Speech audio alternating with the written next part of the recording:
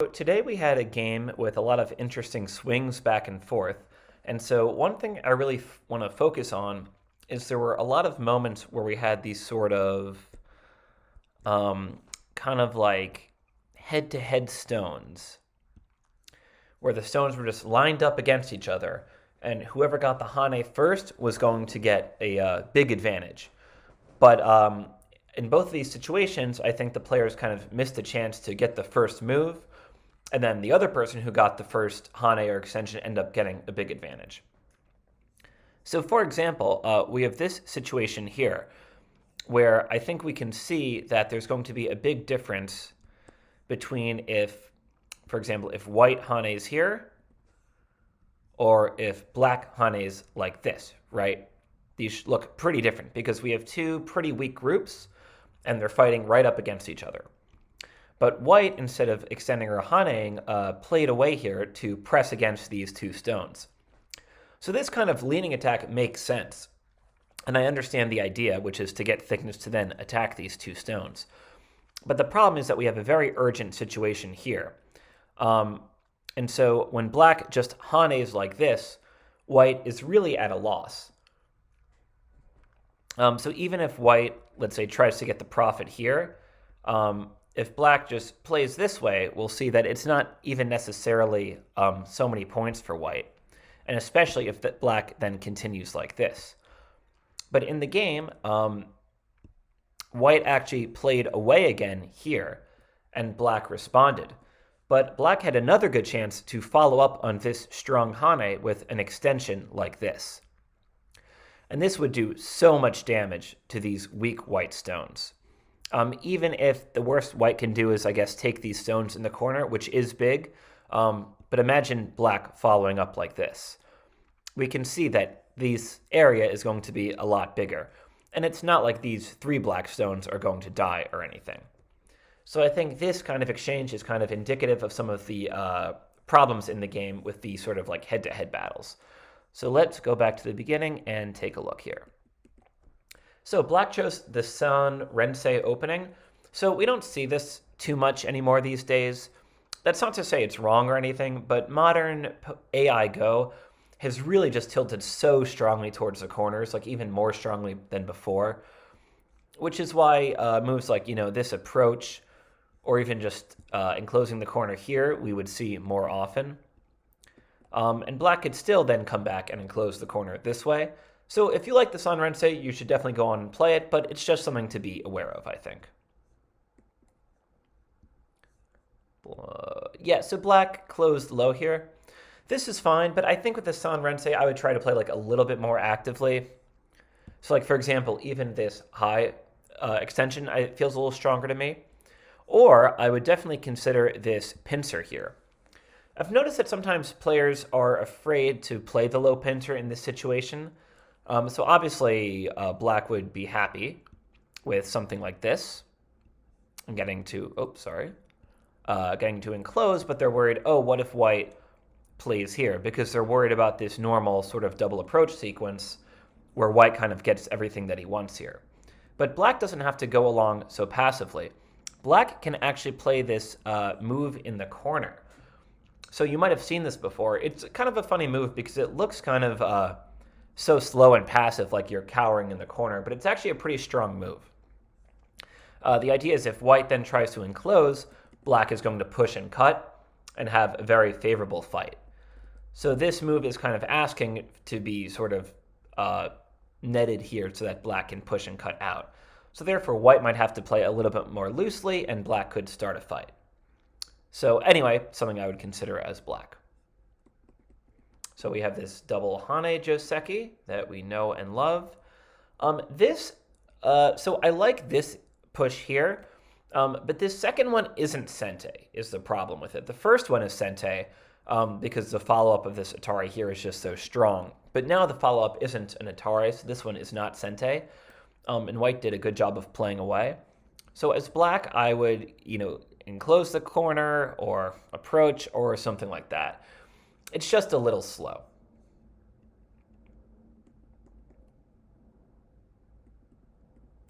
Oh yeah, so I thought white could have also played away like this, but I think the attachment is fine too. So we have sort of the same shape again, but this time black did not add another move. So I'm not crazy about this split. It's sort of the same thing as before with the Sun Rensei that I know you guys have heard this a million times, but the corners are just bigger than the sides. They really just are, except in some like very specialized situations. So if you're going to play some kind of side move, like I would consider something like this to really try and maybe double down on this Milyo. You could also follow up here with maybe this double Hane. So white is probably going to take the corner, but you could then use this thickness to really build a nice Milyo here. But probably the most normal move at this point, I hate to say it, but it's just, attacking one of the corners. Or even just jumping in the 3-3 seems possible because we have all these like third line stones all around. Yeah, so I like white's move. I like this sequence here. Okay, so this is one of the situations I was talking about at the beginning. With like these 3 stones, especially these 3 because they have a Hane on one side, you just gotta add this 4th move here, like almost always. There's maybe some special situations where you can Tanuki, but they're pretty rare. Like I would say almost never doubt it. It's the same as like, imagine if you had 2 stones here, and then black, whatever, played away here. Like I think you can feel how painful this Hane here is, and with the 3 stones, it's pretty painful as well. So I think black definitely needs to extend, or maybe even Hane, but just like definitely needs to add a move here. And if you're going to do something with the corner, I would go a little bit farther, or even here, just again to the corner a bit. As white, I wouldn't even play here. Like white should seize this opportunity to Hane at the head of these 3 stones. Right, we can see how good for white this would be and how painful for black. And even if black cuts, then we'll have a situation like we saw in the game. So after a couple moves on the side, white did finally get this Hane. And I like this cut for black. This shows like good fighting spirit, and I think it makes sense because black is so strong on the side here. So this sequence is all good. I like this extension. I might extend the other way because it's really these 3 white stones that we're attacking. So I would try to focus on those. So this move is just kind of the wrong direction. Right now we have like a battle between weak stones, right? We have these 2 and these 3 white stones. So we really want to be looking at the difference between, like, for example, white playing here and like black playing here, right? So we can see that it really makes a huge difference in terms of which groups are strong and which one is weak. It's really the pivot point between the 2 groups. But this move is just a bit of an overplay because it's too easy for black just to cap this stone here. And it kind of hurts these white stones in the middle. Yeah, this move is also like a little slow. I would just take the opportunity to jump up here. If white plays here, black can just play at the bottom. And if white plays here, black can just play on top. So, you got to keep your eye on the prize here, I would say, these white stones. So yeah, white was able to make these stones live, but it did a lot of damage to the stones on the outside. So I think this descent is not Sente. So these 2 white stones are just cutting stones, and the corner group is alive anyway. So white responded, but I think white should just play here and start the attack. And so by the same measure, I think black should play here or here. And let's use this thickness to really attack these white stones. And even if they escape, black should get a lot of strength on the outside. But white answered, so black got another chance. So yeah, this corner move is good locally, and it's definitely very big. I just think this one here is more urgent, right? Because we can't imagine white playing here and just giving up the stones, like it's just too big.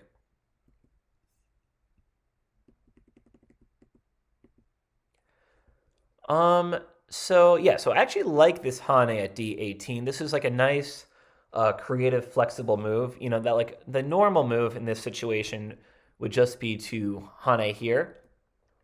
That's sort of the Joseki.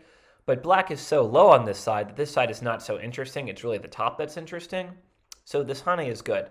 But white should block, right? Like when someone Hanes, like we almost always end up blocking. And we would probably have something like this, or maybe white could make the tiger's mouth. Something like that looks good. But when white plays here, black just gets to push out into the middle. And so I'd say the game is starting to look pretty good for black here. Because this just really wrecks white's influence, and it's hard to see what white is going to do with these stones on the outside. So white has to protect, but first of all, I think black could just peep right now. And these white stones are kind of just floating. You know, black could Hane here or jump out here. And so black got the corner, but it's hard to see what white is going to do with the outside.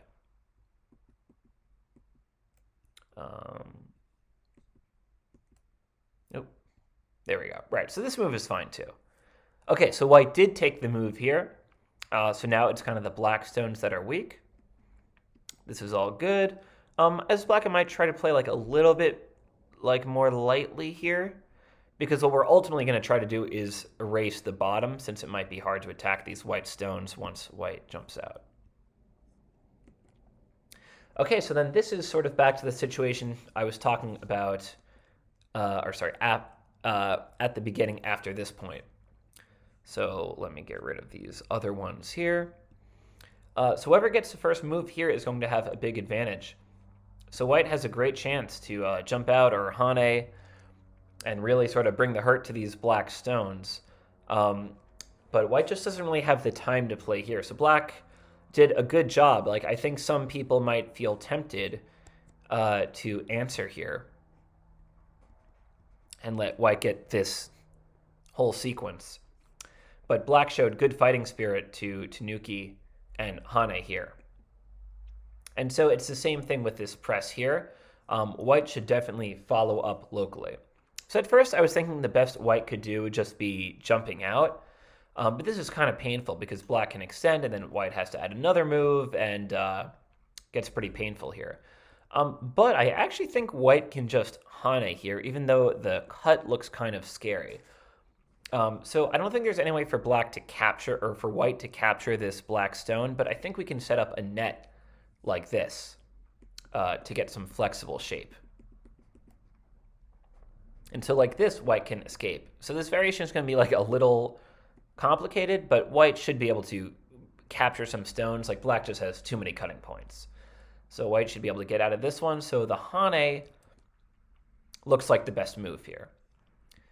And yeah, like I was saying before, this is a great chance for black just to extend here. These three stones are big, but they're not really urgent because it's not like the whole group is going to die or anything because of these other three stones. But this time, unlike at the side, black answered, and so white got the chance to jump out. But this one might be a little loose. So as I was saying, you can get away with the Hane, but even short of the Hane, I would prefer just to extend here. So this extension is very good for black, and it actually creates some aji. So this extension here is a good move locally, but it's leaving a big weakness. So do you guys see what the weakness is here? So basically this stone is just too far. So what if black just cuts here? I think this might kind of be game over for white. I can't really see any way out for white at this point. Maybe white could live here somehow, but it's going to be hard. Black is going to get a lot of value on the outside. And these black stones are going to be totally safe, and black is going to end up with Sente, even if, whatever, let's say white survives somehow, to play this move, and now it's actually this white stone that might be under attack. So this is a real chance for black to attack here. But black jumped out. So white followed up here, and this move is still here. But even without it, I think there could be a better local response. So this could be a good chance to kind of just sack this stone and get some value. So this hane underneath would be a good way of doing this. Something like this, maybe. And even after this, white doesn't want to have to add a move here. But if white doesn't, it might be pretty hard to get rid of these black stones. There's still a lot of aju. So white is going to be pretty busy between this weakness and the weakness up here.